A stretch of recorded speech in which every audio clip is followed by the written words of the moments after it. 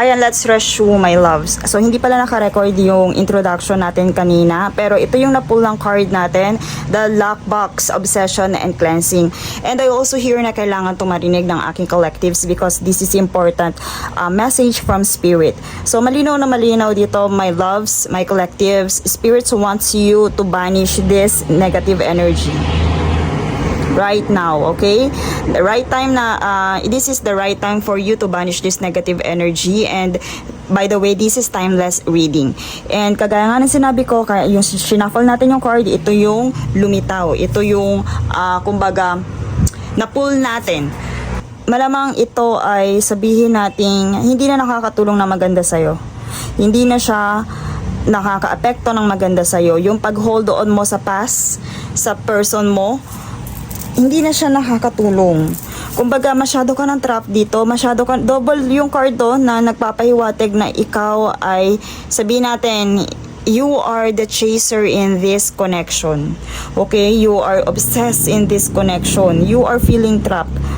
Marahil may blessings na coming for you, pero hindi mo yun ma-receive kasi nandito ka pa rin sa iyong frustration, nandito ka pa rin, naka-block pa rin yun dahil gawa na rin ang obsession mo sa iyong person.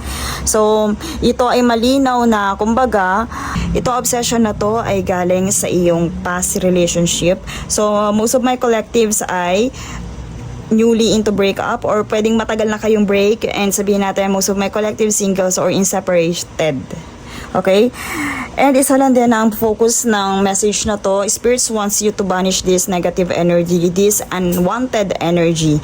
Marahil merong blessings na paparating sa'yo pero nabablock nitong pag-obsess mo, pag-feeling trap mo dito sa person mo, sa relationship ninyo.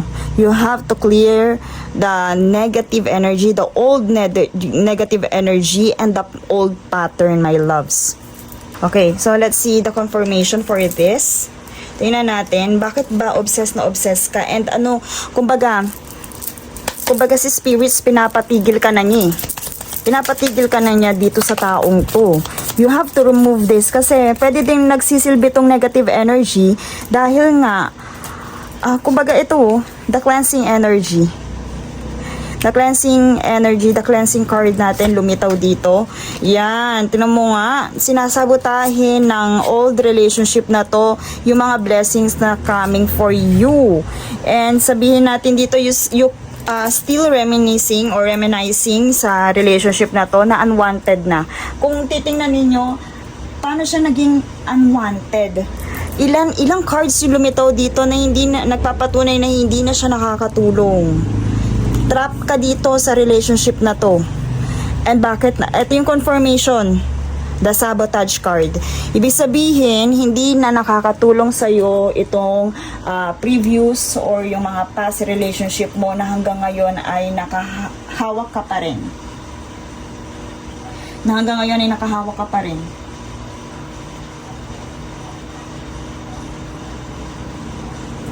You know, nakahawak ka pa rin and you still persisting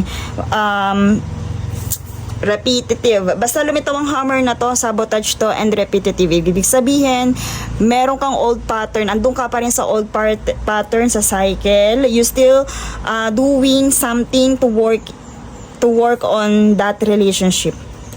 Pero spirits wants you to cleanse that, to remove that, kasi ito ay nagsisilbing blockages sa'yo. And sabihin natin, you have to learn from the past. Napakalinaw ng advice ni spirits. You have to learn from the past. Okay, you have to learn from the past. Dapat dito, kumbaga, itigil mo na yung pagka-obsess. Itigil mo na yung obsession dito.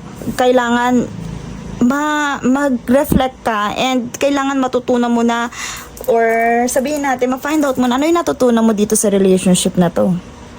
Dito, sabihin natin, lumitaw din yung stalking card with sunglasses. Kasi dito sa stalking card natin, kumbaga, andun ka pa rin sa pattern na kung saan wina-watch out mo yung partner mo, yung person mo. Pero, you have to accept that this relationship is just a part of your past. And sabihin natin, nasa memories na lang siya. Kailangan mo ma-accept yung bagay-bagay na ito ay part na lang ng iyong memories.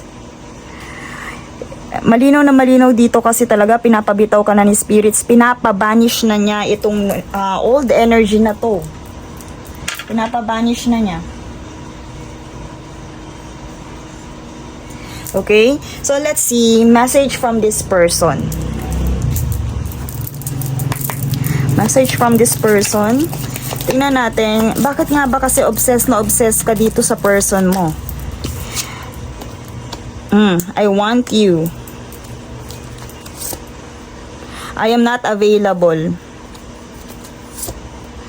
The timing just wasn't on. Even your person, sinasabi niya na the timing wasn't right for both of you. So dito, lumitaw din dito, nandito yung control, kumbaga yung controlling, very controlling energy or vibe. Then dito kasi sa sunglasses natin, nandiyan lumitaw dyan yung panggagaslight. So maybe, itong taong to, pinaramdam din niya sa'yo na mahal ka niya. Kasi malinaw na pag ang tao ay pag ikaw ay sobrang minamahal mo isang tao, nahihirapan kang maka-move on and patuloy mong iniintindi yung taong yon, malamang nakaramdam ka ng pagmamahal sa taong yon at hanggang ngayon ikaw ang hindi makabitaw-bitaw.